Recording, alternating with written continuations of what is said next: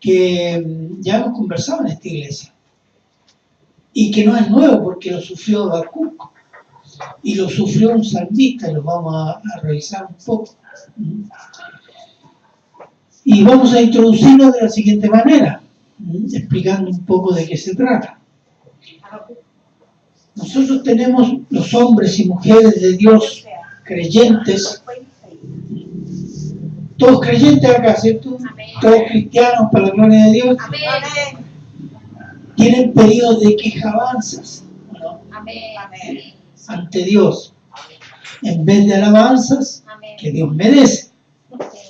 Las quejas a Dios son causadas cuando ponemos nuestra mirada y pensamiento en los hombres, en el mundo, donde Dios es blasfemado. Blasfemado significa hablar mal de Dios. Es blasfemado y desobedecido a cada momento. Y no entendemos a Dios, ni tampoco entendemos ni vemos lo que Dios está haciendo. Somos enceguecidos por lo que creemos que Dios debe hacer y por lo que creemos cómo debe ser Dios. Y nunca vemos otros aspectos de Dios: la bondad de Dios, la misericordia de Dios, la paciencia de Dios, la santidad de Dios, los juicios de Dios. No entendemos por qué Dios se demora. No, Dios nunca se demora. Nos quejamos, Dios se ha demorado, Dios. En mi vida, mire cómo está el mundo, Dios se ha demorado. ¿Acaso Dios no ve esto? Entonces, en definitiva, la queja ante Dios revela la duda y la desconfianza de quién es Dios y la obra que está haciendo Dios. Y la única solución a la duda es ir ante Dios, buscar su rostro, como dice el Antiguo Testamento, que significa buscar su persona, en su palabra. Quedarse con la queja sin buscar respuestas de Dios es crecer en la duda. Y la duda es la antesala de la rebelión y la apostasía.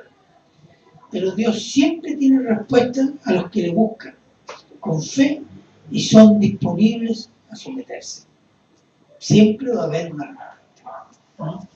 ¿Amén? Amén. Entonces, el sermón de hoy día se llama De la queja a la alabanza. ¿Ah? Vamos a orar. Padre bueno, eterno y misericordioso, Señor, le doy gracias, Señor, por este tiempo, por los hermanos que están acá, y quiero darle gracias por este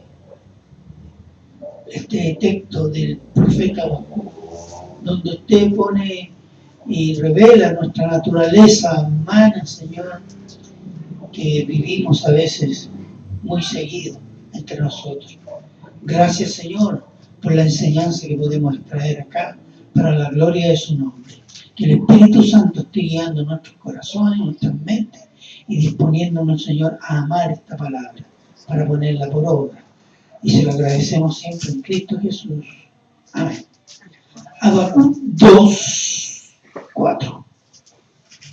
Este es el versículo clave del libro.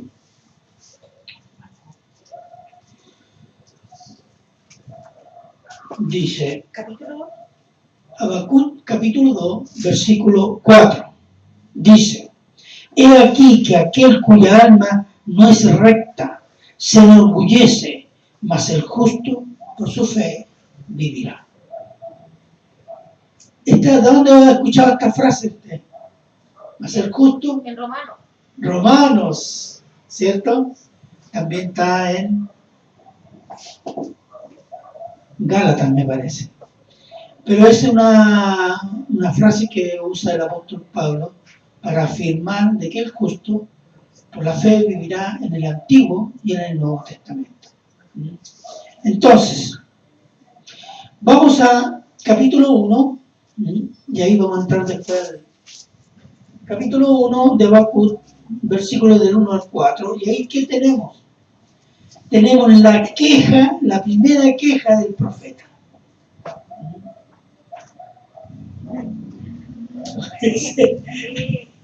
¿Cómo se ríe la hermana?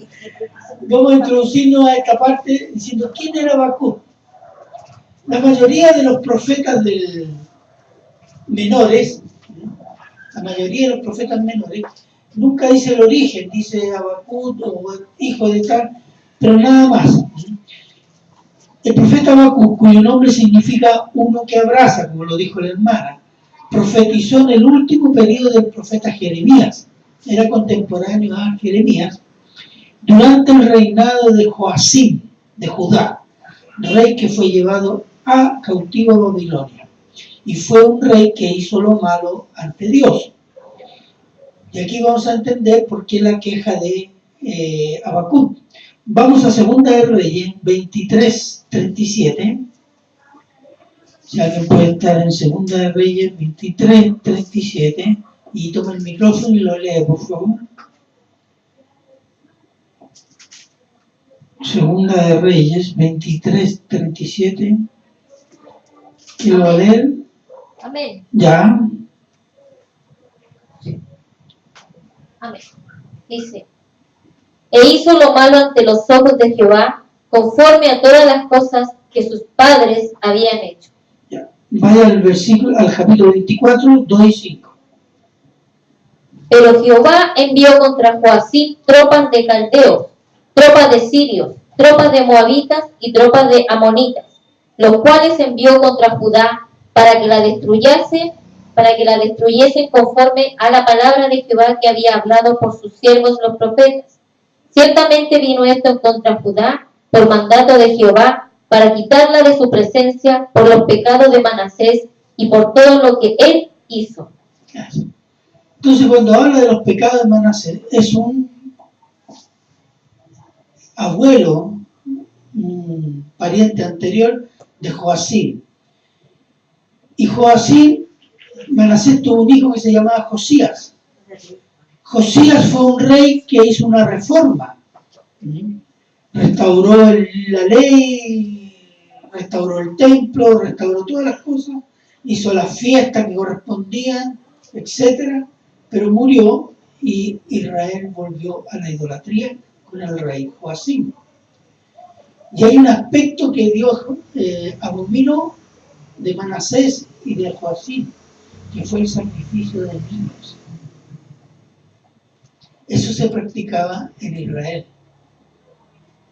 Entonces, y volvieron todas las idolatrías, brujería, sacrificios de niños, etcétera, etcétera.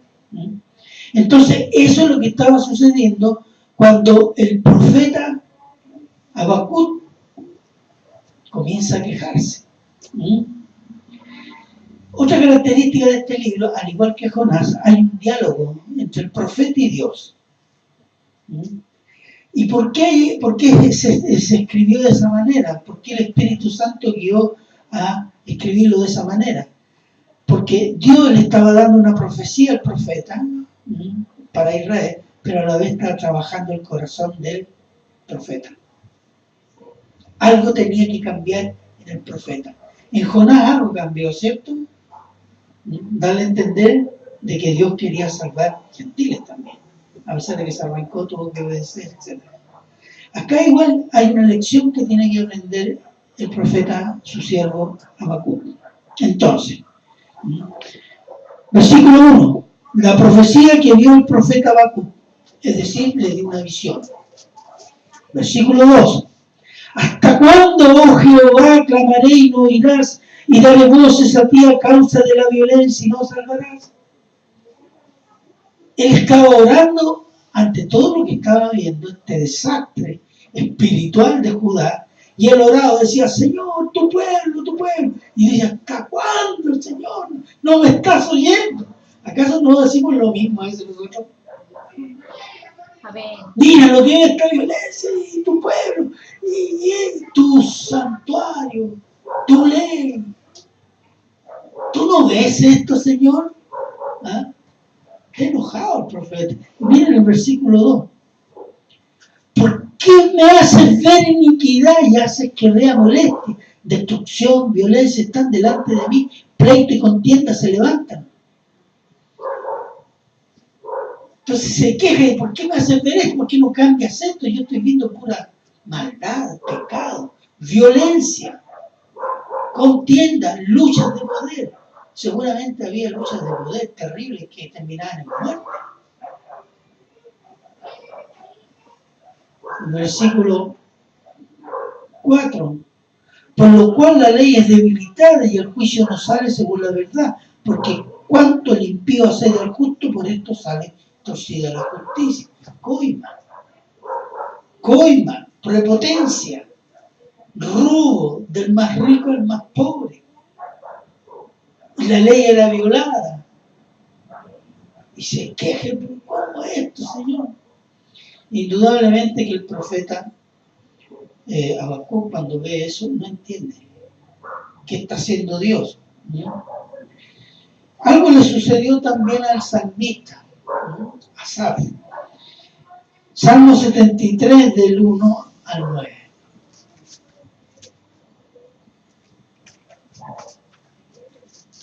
Para que entendamos de que esto sucedió en el Antiguo Testamento y sucede hoy día, sucedió en el Nuevo Testamento y sucede hoy día. Es decir, esta visión que tenemos de los problemas, ¿sí?, sin entender a Dios ni lo que está haciendo Dios. Y a veces dudamos que Dios está haciendo algo. Salmo 73, del 1 al 9. Salmo 73, del 1 al 9. Esto lo puse para un comparativo nomás, para que nos guiáramos. ¿Alguien lo tiene? Amén. Ya, pueden leerlo por favor del 1 al 9. Amén. Ciertamente es bueno Dios para con Israel, para con los impíos de corazón, limpios de corazón. En cuanto a mí, casi se deslizaron mis pies, por poco resbalaron mis pasos, porque tuve envidia de los arrogantes, viendo la prosperidad de los impíos, porque no tienen congojas por su muerte, pues su vigor está entero. No pasan trabajo como los otros mortales, no son azotados como los demás hombres. Por tanto, la soberbia los corona, los cubren de vestido de violencia, los ojos se les salen de gordura, logran con creces los antojos del corazón, se mofan y hablan con maldad, de hacer violencia, hablan con altanería, ponen su boca contra el cielo y su lengua pasea la tierra. Amén. Amén. Se fija, el profeta está en la misma situación del profeta Habacuc, el salmista. Ellos no creen en nada, ofenden a Dios, ofenden a los hombres, les va bien, engordan, ¿no?, hacen todo lo que quieren, blasfeman contra el cielo, blasfeman contra la tierra. No les sucede nada. No lo pensamos más de una vez, ¿no? Esos tienen plata y no les pasa nada, ¿no? Pero el salmista más adelante en el 17 y 18 dice: y cuando entré al santuario me di cuenta cuál era el fin de él. Se le cambia la perspectiva. Pero acá Habacuc recibe una respuesta que tampoco le va a gustar, ¿no? Porque a veces no nos gusta la respuesta de Dios, ¿no? Amén. ¿Cierto? Sí. Amén, dice. Bueno, ¿qué dice? Vamos a ver, la respuesta de Dios. Habacuc, 1 del 5 al 11. ¿No? Entonces, no le voy a leer todo, pero sí le voy a resumir. Dice: Dios hará una obra increíble. Una obra increíble. Dios levanta contra los pueblos, incluyendo Judá, levanta a los caldeos. Los caldeos es Babilonia.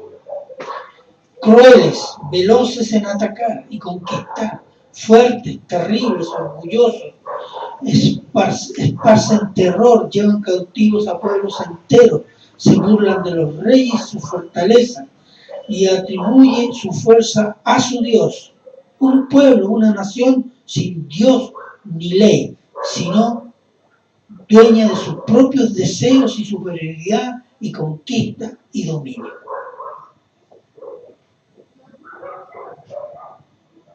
Es increíble, dice, yo voy a levantar a este pueblo que va a arrasar con todos los otros pueblos y contigo, Judá. Oye, es increíble. Y aquí viene la segunda queja del profeta. ¿Ah? Versículo 12, siempre en el capítulo 1. En el versículo 12 dice, hay un acto de fe sí del profeta cuando dice, ¿no eres tú desde el principio, oh Jehová, Dios mío, santo mío? No moriremos. Es decir, es cierto que va a venir los caldeos, pero nosotros no moriremos. Pero después se queja. 13. Muy limpio eres de ojos, o de ojos para ver el mal, ni puedes ver el agravio. ¿Por qué ves a los menospreciadores, en este caso a los caldeos, y callas cuando destruye el impío al más justo que él? Y aquí la queja, ¿cuál es? ¿Cómo puede ser que el Dios de Israel mande un pueblo incrédulo, pecador, vicioso, idólatra, contra el pueblo de Dios? Hacer juicio por el pecado manda un pueblo más pecador que Israel. Entonces, no entiende el profeta. Al final dice, vaciará por eso su red y no tendrá piedad de aniquilar naciones continuamente. Pregunta, ¿va a tener piedad o no? ¿Tú, Dios, lo vas a detener en algún momento? Porque la fama de Babilonia era esa. Era terrible. Ellos conquistaban un pueblo y hacían tierra, como hicieron con Jerusalén. En 3 invasiones destruyeron la ciudad, echaron abajo las murallas y destruyeron los templos. Entonces, el profeta dice, no te entiendo. ¿Cómo es posible? En definitiva, el profeta se queja porque los impíos, incrédulos, idólatras, caldeos van a castigar al pueblo de Dios, aunque en pecado sigue siendo pueblo de Dios. El profeta está sorprendido y no entiende a Dios.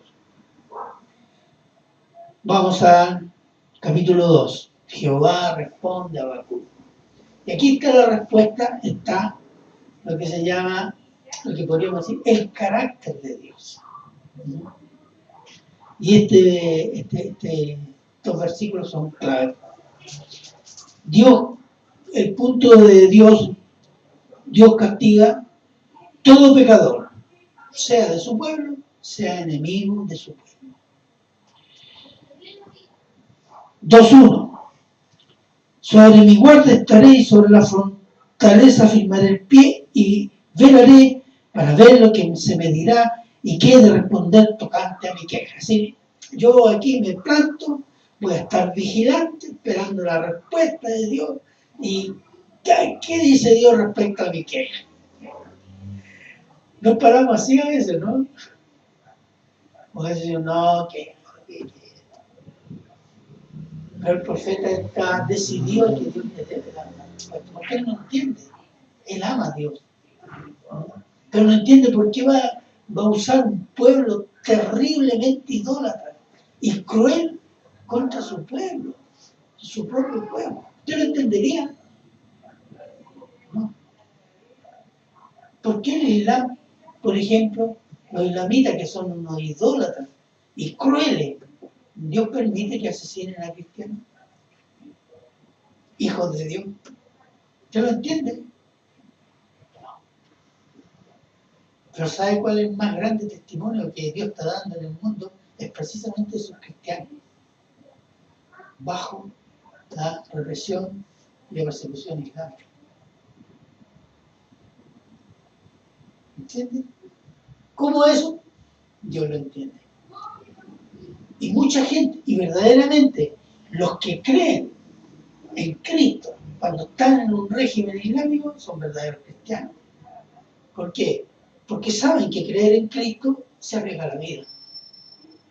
La profesión, la familia, la casa, la propiedad, incluso que te echen del país o que te maten. En otros países les roban los hijos y los prostituyen. Pero siguen siendo fieles. Entonces el profeta espera una respuesta. Y versículo 2. Jehová me respondió y dijo, escribe la visión y declárala en tablas para que corra el que me leyere en ella. Es decir, escríbela bien claro para que el que la lea de corrido. No haya un punto equivocado ahí, tartamudea y no entienda. Escríbela clarita para que la lee de corrido. 4. Versículo 3. Versículo 3. Dice, aunque la visión tardará aún por un tiempo, mas se apresura hasta el fin y no mentirá. Aunque tardare, espéralo, porque sin duda vendrá. No tardará. Está diciendo, mira, esto se va a cumplir de todas maneras. Si a ti te parece que va a tardar, no va a tardar. Va a llegar el momento de... Dios nunca se demora. Para nosotros sí, pero Dios nunca se demora. El tiempo de Dios no es el tiempo nuestro. Y por eso a veces nos impacientamos con Dios. ¿Por qué? ¿Por qué se demora? Porque Dios está haciendo una obra. Dios está preparando los detalles. Dios está preparando cosas que no tenemos idea. Él es el Señor de señores, ¿o no? Amén. Él es el Dios todopoderoso. Amén. Y aquí viene el por qué Dios hace juicio.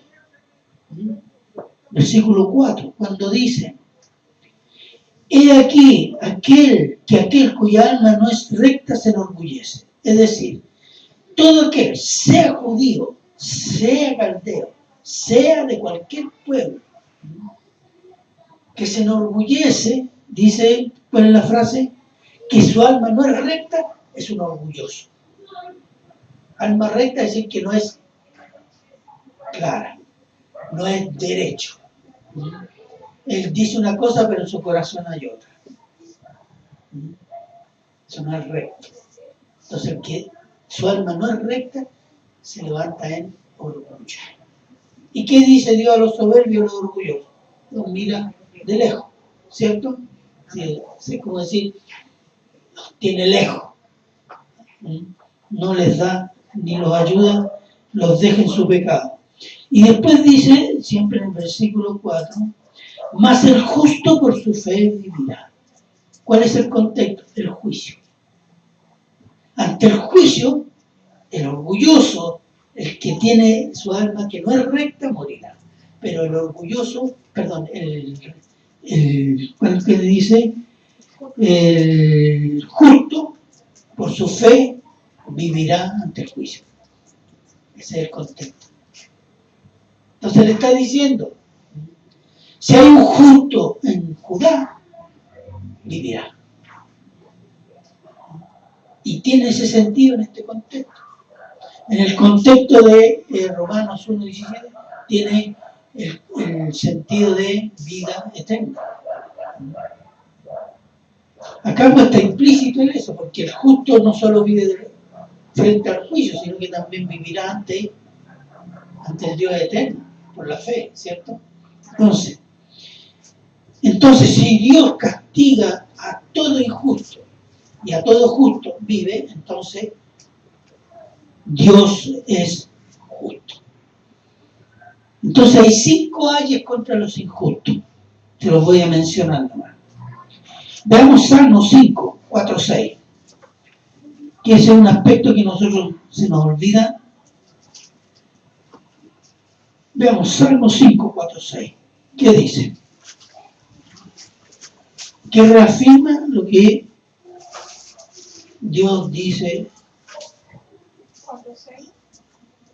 Salmo 5, 4, 6. Porque tú no eres un Dios que se complace en la maldad. El malo no habitará junto a ti. Los insensatos no estarán delante de tus ojos. aborreces a todos los que hacen iniquidad. Hasta el 6. Destruirás a los que hablan mentira, al hombre sanguinario y engañador abominará Jehová. Abominar significa que le da asco. Entonces, ¿qué dice el salmista? ¿No? Tú no amas castigar, pero al malo, al mentiroso, al que no tiene su alma recta, al orgulloso, tú lo destruirás. Porque él es justo. Y como es justo, al que tiene fe, al que se somete, él vivirá. No es como se dice, Dios odia el pecado, pero te ama a ti. Mentira, él odia al pecador. Porque el pecado está en nosotros, el pecado no está fuera de nosotros. En el infierno no van a ir pecados, sino pecadores.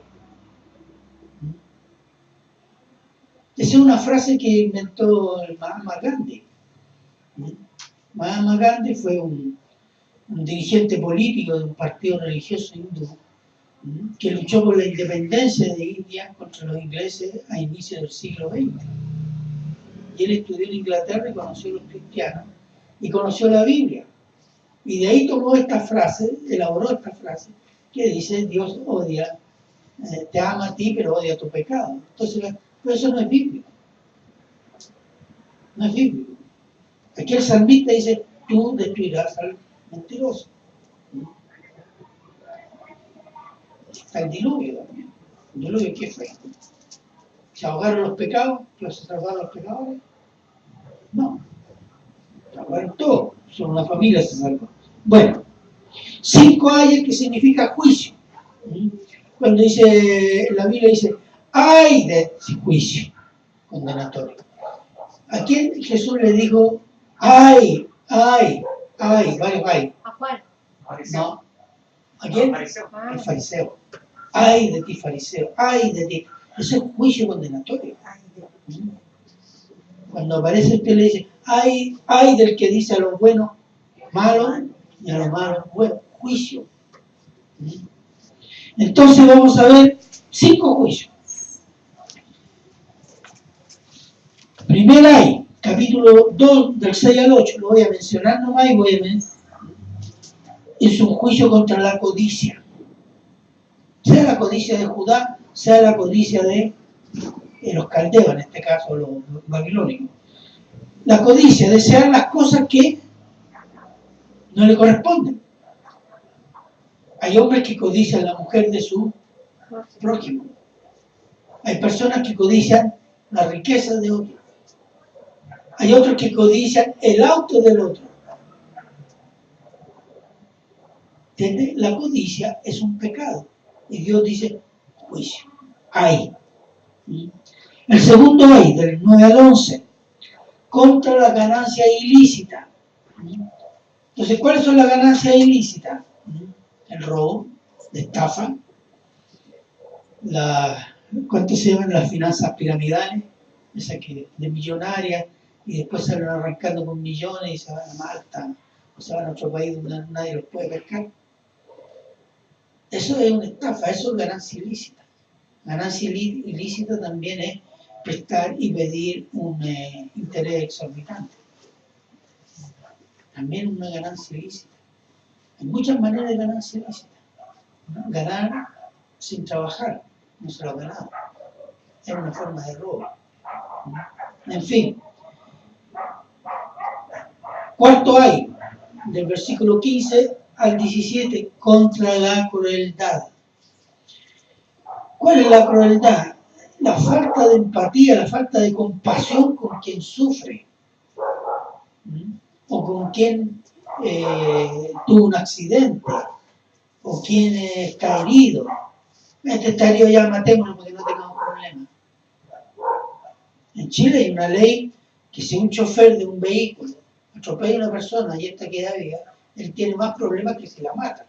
Entonces muchos choferes que han hecho atropellado a alguien y después le han pasado el auto. Para no tener problemas. Porque tienen menos problemas que si quedara vivo. Eso se llama crueldad. Hay muchas formas de crueldad. Hoy día se habla de la crueldad contra los animales, como si eso fuera lo máximo, de lo más terrible del ser humano. No, lo más terrible es, por ejemplo, abortar una guagua en el vientre de su madre. Eso es cruel, porque es un ser vivo. Es crueldad, por ejemplo, el abandono de los ancianos, personas discapacitadas. Es crueldad el maltrato que se puede tener a otra persona, sea cual sea, un hombre, un niño o una mujer. Hay personas muy crueles que se gozan haciendo sufrir gente. Eso es crueldad. En fin, entonces dice Dios, hay juicio contra el cruel o la crueldad. Ese era el cuarto. El quinto hay, versículo 18 al 20, contra la idolatría. Contra la idolatría. ¿Quién me puede decir qué es lo que es la idolatría? Todo lo que uno pone antes del Señor. Amén, usted lo ha dicho bien. Lo bueno de esto, que es bueno saberlo, pero es mucho mejor practicarlo. La idolatría, Dios condena la idolatría. Dios condena la idolatría, es un juicio. Acuérdense que Israel fue llevada 70 años de cautiverio a Babilonia por la idolatría. Y muchos pueblos han desaparecido, ¿por qué? Por la idolatría. Y eso es juicio. Entonces, los caldeos eran así. Según estos 5 ahí, eran así. Y sufrieron también juicio. Porque Dios prometió, dice, a los que castigan a Israel, a los caldeos, yo también los voy a castigar. ¿En base a qué? A estos 5 ahí. No solo Judá, sino también a los caldeos babilónicos. Israel fue castigado por estos pecados. Y el mundo de hoy vive en esos pecados, ¿no? Entonces, justo que Dios haga juicio. Si por estos mismos pecados hizo juicio a Judá, por estos mismos pecados hizo juicio a Babilonia, y por estos pecados que están tan vigentes hoy día, Dios no va a hacer juicio. No sería justo, ¿no? ¿Cierto? Quinto, el profeta oye y entiende el juicio, temió y robó. Vamos a ver. Capítulo 3. 1. Oración del profeta Habacuc sobre Sigionot. Ahora, de lo que yo leí de Sigionot es una forma cantada de recitar, ¿sí? O de orar, ¿sí? Porque según lo que sale, todo este capítulo 3 está escrito en forma poética, ¿sí? En la forma de poesía hebrea, ¿sí? Pero no lo vamos a leer todo, vamos a leer solo una parte, ¿sí? Quiero que vean, dice el versículo 2, oh Jehová, he oído tu palabra. Ya oyó los 5 ayes, oyó todo lo que tenía que oír de Dios, dice, y temí. Él entendió que había juicio, le dio miedo. Pero dice, Jehová, aviva tu obra en medio de los tiempos. ¿Cuál es la obra en medio de los tiempos? El juicio. Porque de eso está hablando. Aviva tu juicio en medio de este tiempo, ¿no? En medio de los tiempos, hazla conocer, que se conozca por toda la tierra. Y en la ira, en el juicio, acuérdate de qué, de la misericordia. Ese es el ruego del profeta. Sí, tú vas a hacer juicio y justo, haz juicio, pero ten misericordia. Seguramente estaba pensando en su pueblo, Judá, ¿cierto? Ten misericordia. Y después, siempre en el capítulo 3, del versículo 3 al 10, todo esto está en forma poética, pero el resumen de qué se trata. Dios defendió a su pueblo, Israel, durante la salida de Egipto. ¿Se acuerdan? Bueno, sale de Egipto, fue atacado por los amalecitas, por otros pueblos. Dios protegió del sol, protegió del frío, protegió de sus enemigos a su pueblo. Siempre capítulo 3, del 11 al 15, Dios ha intervenido a favor de su pueblo muchas veces, ¿cierto? Versículo 13, veamos, 3:13, ¿qué dice? 3:13. Amén. Saliste para socorrer a tu pueblo, para socorrer a tu ungido. Traspasaste la cabeza de la casa del impío, descubriendo el cimiento hasta la roca. Es decir, tu ungido es tu pueblo, tus bendecidos. Tú los salvaste. Atacaste, destruiste los enemigos de tu pueblo. Y después dice, siempre capítulo 3, del 16 al 19, dice lo siguiente. Vamos a leer el 13 y 16. Dice, versículo 16, oí y se conmovieron mis entrañas, a la voz temblaron mis labios, pudrición entró en mis huesos y dentro de mí me estremecí. Si bien estaré quieto en el día de la angustia, cuando suba al pueblo que lo invadirá con sus tropas. Aquí hay 4 cosas que dice el profeta. El profeta entendió todo ya.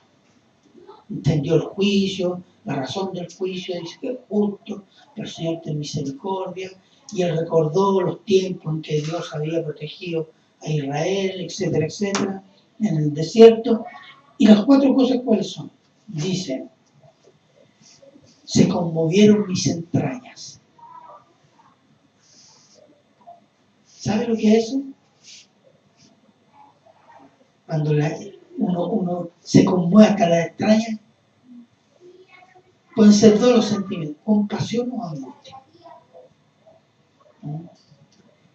La señal de la compasión o la angustia es cuando se revuelve el estómago. Eso es lo que quiere decir. Se me revolvió el estómago.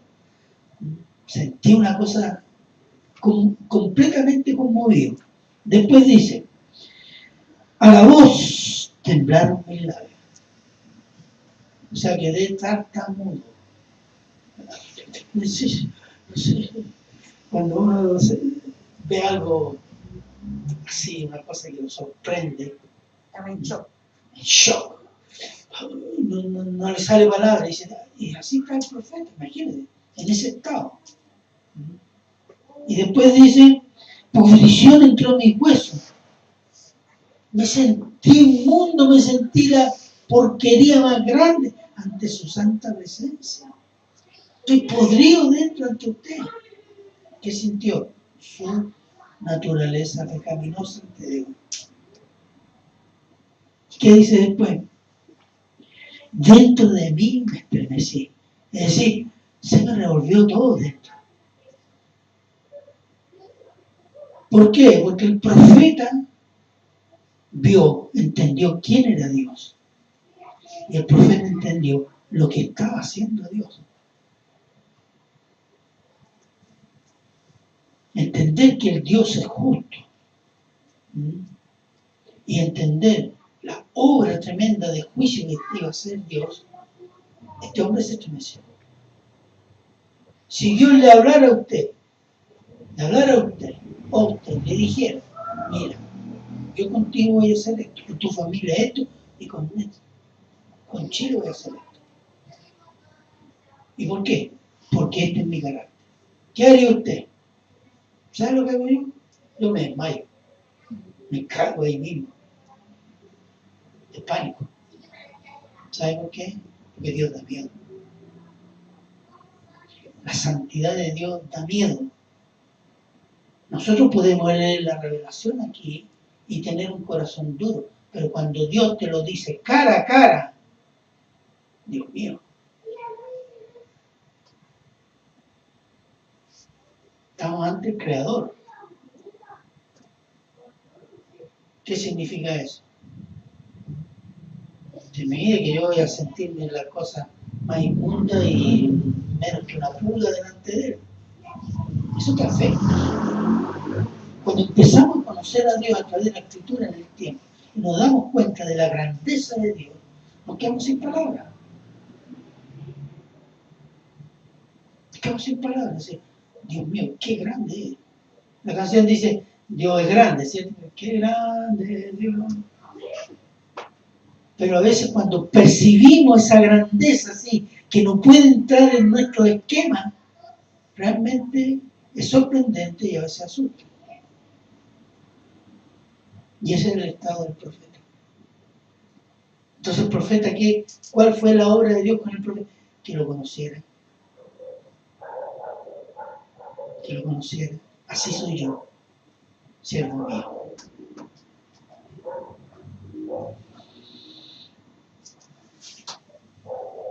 Y el 18 y 19, del 17 en adelante, ¿qué dice? Dice, el profeta, cuando entiende quién es Dios, la obra que está haciendo Dios, y Dios no es solo justo, sino que Dios es fiel. ¿Qué dice? 17, aunque la higuera no florezca, ni... además dice que cuando suba este pueblo a hacer juicio de Judea, yo me voy a quedar quieto, no voy a decir nada. Piolita, el Señor está haciendo su obra, como corresponde, Señor de señores. Y el 17 dice, entonces, aunque la higuera no florezca, ni en las vides haya fruto, aunque falte el producto del olivo, y los labrados no den mantenimiento, las ovejas sean quitadas de la majada, y no haya vacas en los corrales. Es decir, esta invasión va a significar la destrucción de alimentos,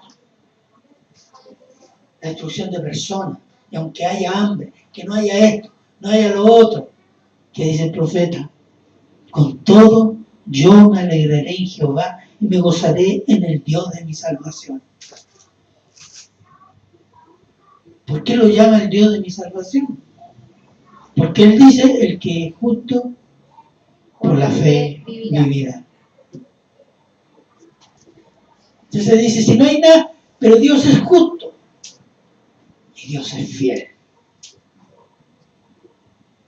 Y aunque nada haya, yo me voy a gozar en él. Cuando yo leí esto la primera vez, a mí me sorprendió mucho. Y entendía que era el conocimiento de Dios, pero te cuesta. Si voy a estar en la miseria, pero yo me voy a gozar en Dios. Terrible. Y el 19, Jehová el Señor es mi fortaleza, el cual hace mis pies como siervas, mis alturas, y en mis alturas me hace andar. Es decir, él me hace liviano como andar en el cielo. Entonces, el profeta entendió quién era Dios, la obra de Dios, el carácter de Dios. E independientemente de lo que hiciera Dios, del juicio de Dios, Dios seguía siendo fiel a Israel. Y Dios era justo. Y eso le daba gozo. Y eso debería darnos gozo a nosotros también. Que el Dios no dejará sin castigo los pecados. Ni mucho menos va a dejar sin castigo los que persiguieron a su pueblo. En este caso la iglesia. Entonces, de la queja a la alabanza fue, ¿o no? Y Dios permitió eso para que el profeta conociera cómo era Dios. El profeta es un hombre, una persona como nosotros. Es débil y tiene quejas y dudas. Pero el profeta hizo algo que a veces nosotros no hacemos. Se dirigió a Dios. Nosotros nos enojamos con Dios y nos vamos para la casa. No venimos mal, iglesia. Hasta que no haya respuesta. Andamos taimados. Pero él esperó y se dirigió a Dios. Y aunque la respuesta de Dios no le gustaron al profeta, porque de Dios se esperaba otra cosa, ¿o no? Y a veces nosotros esperamos ¿qué cosa? Solo misericordia, amor, no el castigo, no, si Dios entiende, Dios es amoroso, la gracia, no va a castigar, Él sabe que lo hice por esto. No, va a recibir disciplina. Porque Dios es justo. Si Dios no fuera justo, entonces nos deja pasar todas. Entonces no es Dios incluso. No sería Dios. Entonces, pero Dios hace, siendo justo, hace como quiere y hace juicio del pecado de los suyos y del pecado de sus enemigos. Porque Dios es justo para castigar, pero también es justo para ser fiel a sí mismo y a sus promesas. El profeta entendió la justicia de Dios y quién es Dios, y ello le dio confianza, fe. Eso fue, el efecto de eso fue que el profeta creció en el conocimiento, y el conocimiento de Dios le dio fe, confianza, seguridad en la obra y promesa de Dios a su pueblo.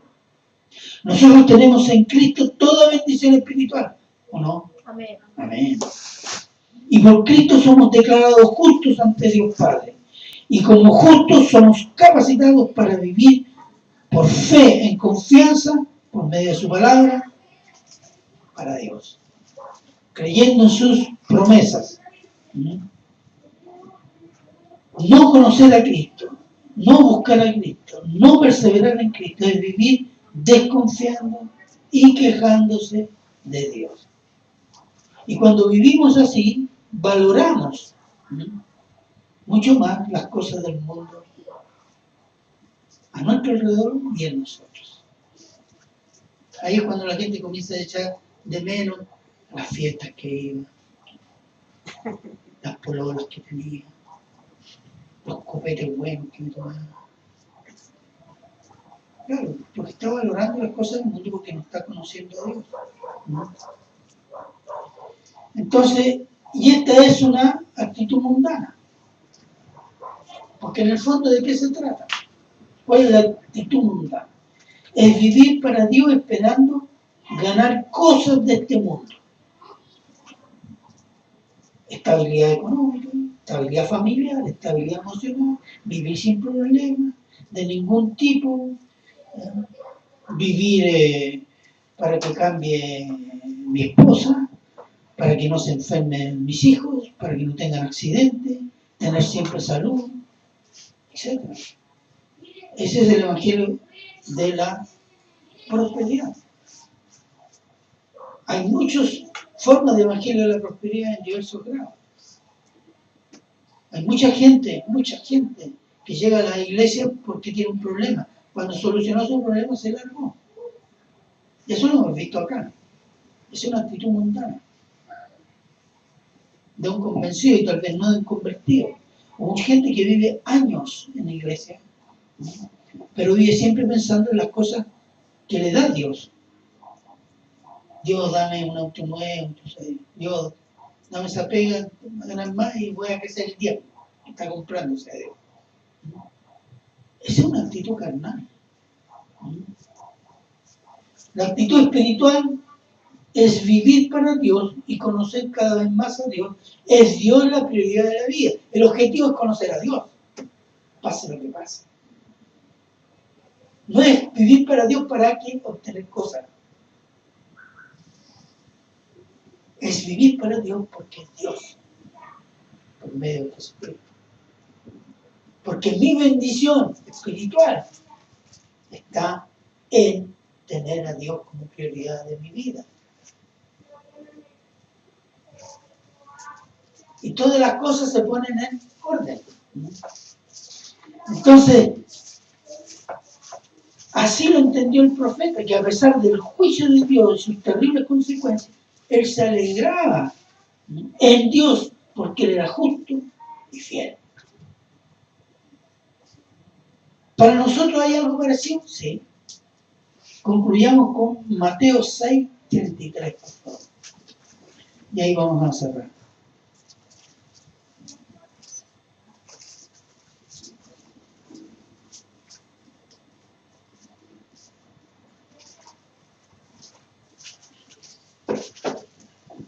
Mateo 6:33.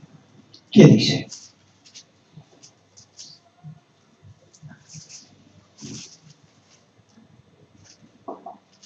Micrófono.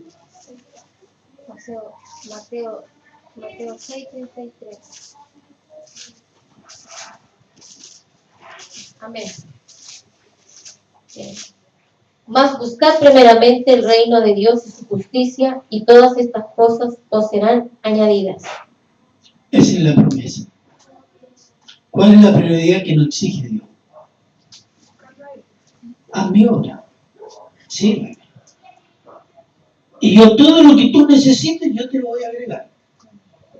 Lo que necesites, no lo que te guste. Porque a veces confundimos. Aquello que nos gusta decimos que es necesario. No. Eso también es un sometimiento. Dios sabe lo que necesitamos. Me someto para servirlo y me someto, Él decide mis necesidades. Eso es vivir para la gloria de Dios. Eso es vida espiritual. Y eso es lo que entendió el profeta. Cuando conocemos a Dios, vivimos para Dios. Y Él sabrá qué darnos y qué no darnos. Pero todo lo que nos da es siempre una bendición. Amén. Amén.